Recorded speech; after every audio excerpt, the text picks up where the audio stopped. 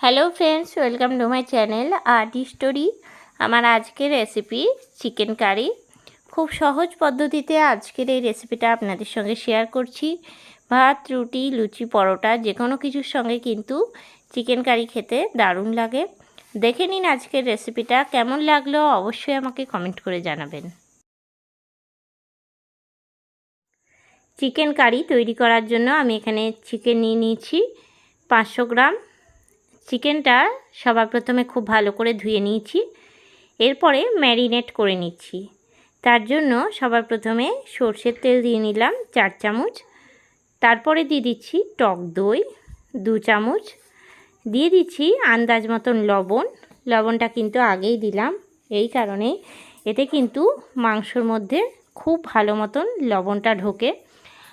তারপরে দিয়ে দিচ্ছি হলুদের গুঁড়ো 1 চা চামচ, তারপরে দিয়ে দিচ্ছি জিরে গুঁড়ো আমি প্রথমে হাফ চামচ দিলাম, তারপরে আবারও আমি হাফ চামচ মানে 1 চামচ জিরে গুঁড়ো দিয়েছি। এরপরে ধনে গুঁড়ো দিয়ে দিচ্ছি হাফ চামচ, তারপরে দিয়ে দিচ্ছি লঙ্কার গুঁড়ো এখানে আমি হাফ চামচ দিলাম। সব উপকরণগুলো দেওয়ার পরে হাত দিয়ে খুব ভালো করে মাখিয়ে নিচ্ছি, তল ওপর করে মাখিয়ে নিচ্ছি। আর এই রকম মাখিয়ে ঢাকা দিয়ে ফ্রিজে 15 থেকে 20 মিনিট রেখে দিতে পারেন। বাড়িতে যদি ফ্রিজ না থেকে থাকে তাহলে আপনারা বাইরেও কিন্তু আধ ঘন্টা রেখে দিতে পারেন। এখন আমি ঢাকা দিয়ে দিলাম। অন্যদিকে কড়াই চাপিয়ে নিয়েছি আর কড়াইয়ের মধ্যে দিয়ে দিলাম সর্ষের তেল। আর যেহেতু আলু দিয়ে চিকেন কারিটা তৈরি করছি তার জন্য এখানে আমি আলু কেটে নিয়েছি। একটুখানি বড় আলু 2 টুকরো করে নিয়েছি, খোসাটা ছাড়িয়ে নিয়েছি। আর তেলের মধ্যে দিয়ে দিলাম লাল করে ভেজে নেওয়ার জন্য। আলুটা ভাজার সময় দিয়ে দিলাম এর মধ্যে আন্দাজ মতন লবণ আর সামান্য পরিমাণে হলুদের গুঁড়ো। আমি এখানে হাফ চামচের মতন হলুদের গুঁড়ো দিয়েছি। দিয়ে নিয়ে খুব ভালো করে নাড়াচাড়া করে নেব আর আলুটা লাল করে ভেজে নিচ্ছি। গ্যাসের ফ্লেমটা লো টু মিডিয়ামে রেখে বেশ কিছুক্ষণ ধরে নাড়াচাড়া করে আলুটা কিন্তু একদম লাল করে ভেজে নিয়েছি আর তুলে রাখছি বাটির মধ্যে। আলুটা ভেজে নেওয়ার পরে ওই তেলের মধ্যে ফোড়ন দিয়ে দিচ্ছি। প্রথমেই দিয়ে দিলাম গোটা জিরে হাফ চা চামচ, আর দিয়ে দিচ্ছি একটা তেজপাতা, 4টে ছোটো এলাচ আর দারচিনির টুকরো, আর দিয়ে দিচ্ছি 6টা লবঙ্গ।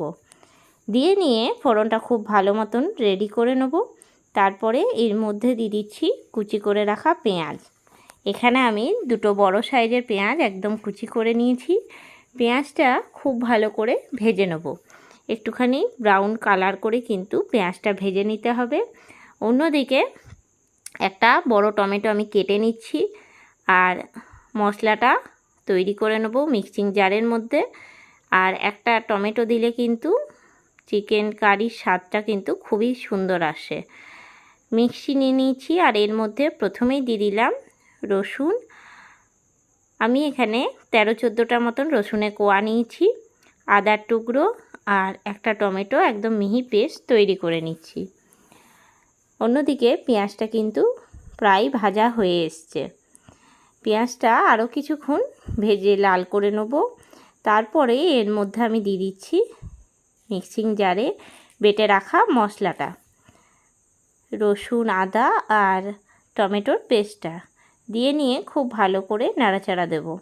গ্যাসের ফ্লেমটা লো টু মিডিয়ামে রেখে বেশ কিছুক্ষণ আমি এটা নাড়াচাড়া দেবো। টমেটোর মধ্যে একটা কাঁচা গন্ধ থাকে, এটা যতক্ষণ না যায় ততক্ষণ কিন্তু সমানে নাড়াচাড়া দিতে হবে। মশলাটা যখন অনেকটা শুকিয়ে আসবে তখন কিন্তু এর মধ্যে সামান্য পরিমাণ করে জল দিয়ে দিতে হবে। এখন মশলাটা কিন্তু প্রায় টান হয়ে এসছে। মশলার জলই অন্যদিকে রাখা ছিল, সেই জলটাই কিন্তু আমি সামান্য করে দিচ্ছি আর খুব ভালো করে নাড়াচাড়া দিয়ে নেব। বেশ কিছুক্ষণ এই একই রকমভাবে আমি নাড়াচাড়া দিয়েছি। এরপরে এর মধ্যে দিয়ে দিচ্ছি সামান্য পরিমাণে হলুদের গুঁড়ো আর দিয়ে দিলাম হাফ চা চামচ কাশ্মীরি লঙ্কার গুঁড়ো। এটা একটুখানি কালার হওয়ার জন্য আমি দিয়েছি। খুব ভালো করে আবারও নাড়াচাড়া দিয়ে নিচ্ছি। মশলাটা কিন্তু এখন প্রায় কষিয়ে নেওয়া হয়ে গেছে। এরপরে এর মধ্যে দিয়ে দেবো আগে থেকে ম্যারিনেট করে রাখা চিকেনটা দিয়ে নিয়ে খুব ভালো করে নাড়াচাড়া দিয়ে নেব। আর ম্যারিনেট করে আগে থেকে রাখলে কিন্তু চিকেনের ভেতরে খুব সুন্দর মশলা ঢোকে। এছাড়াও চিকেনটা কিন্তু একটুও ভেঙে যায় না। রান্না করতে করতে অনেক সময় গুঁড়ো গুঁড়ো হয়ে যায়, সেই জিনিসটা কিন্তু একদমই হয় না। খুব ভালো করে নাড়াচাড়া সমানে দিতে থাকবো বেশ কিছুক্ষণ। আর গ্যাসের ফ্লেমটা কিন্তু এই সময় একদম লোতে করে রাখবো। 2 থেকে 3 বার খুব ভালো করে নাড়াচাড়া দিয়ে নিলাম। এবারে আমি একটা ঢাকা দিয়ে দিচ্ছি। বারবার ঢাকা দিয়ে কিন্তু চিকেনটা যদি কষানো হয় তাহলে কিন্তু খুব তাড়াতাড়ি কষিয়ে নেওয়া যায়। আর একবার ঢাকা দিয়েছি বলে কতটা জল বেরিয়েছে। এই একই রকমভাবে কিন্তু বারবার আমি নাড়াচাড়া দেবো আর ঢাকা দিয়ে দেবো। আর এই সময় কিন্তু গ্যাসের ফ্লেমটা একদম লোতে রাখবো। এতে করে সুসিদ্ধও হয় আর খেতেও কিন্তু খুব সুন্দর টেস্ট হয়। এতে করে কিন্তু কষানোটাও খুব ভালো হয়।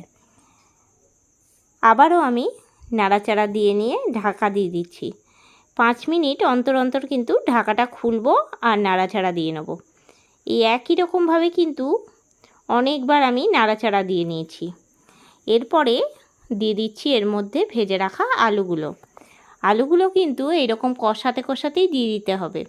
এতে করে আলুগুলো সিদ্ধটা খুব ভালো হয়ে যাবে।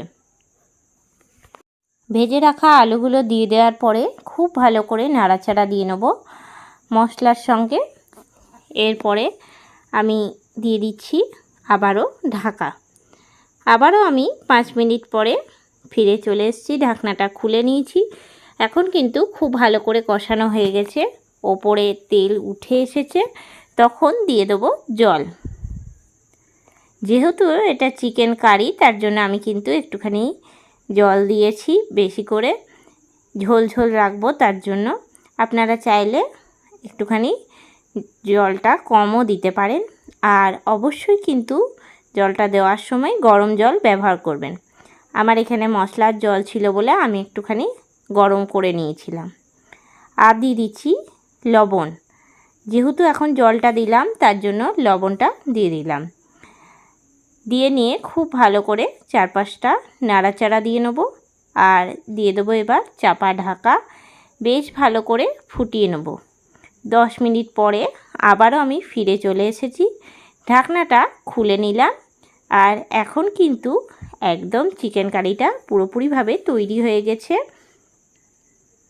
আলুটাও কিন্তু এখন সেদ্ধ হয়ে গেছে আর চিকেনটাও সিদ্ধ হয়ে গেছে।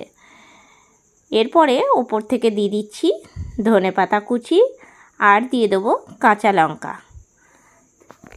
এই রকমভাবে চিকেন কারি করলে কিন্তু এর স্বাদ দুর্দান্ত হয়। আপনারা চাইলে ওপর থেকে গরম মশলা গুঁড়োও কিন্তু দিতে পারেন। আমি যেহেতু এখানে ধনেপাতা দিয়েছি তার জন্য গরম মশলা গুঁড়ো ব্যবহার করিনি। তৈরি হয়ে গেল আমার আজকের রেসিপি চিকেন কারি। কেমন লাগলো আজকের এই রেসিপিটা অবশ্যই আমাকে কমেন্ট করে জানাবেন। আপনারাও বাড়িতে কিন্তু এই রকমভাবে তৈরি করতে পারেন। আশা করি খুব ভালো লাগবে। আজকের রেসিপিটা ভালো লেগে থাকলে লাইক করবেন, শেয়ার করবেন। এই চ্যানেলে নতুন বন্ধু হয়ে থাকলে চ্যানেলটা সাবস্ক্রাইব করার অনুরোধ রইল। পাশে থাকা বেল আইকনটা প্রেস করে রাখবেন সবার আগে নোটিফিকেশন পাওয়ার জন্য। আবারও কোনো নতুন রেসিপি নিয়ে হাজির হব। সঙ্গে থাকুন আর দেখতে থাকুন। সবাই ভালো থাকবেন, সুস্থ থাকবেন। ধন্যবাদ।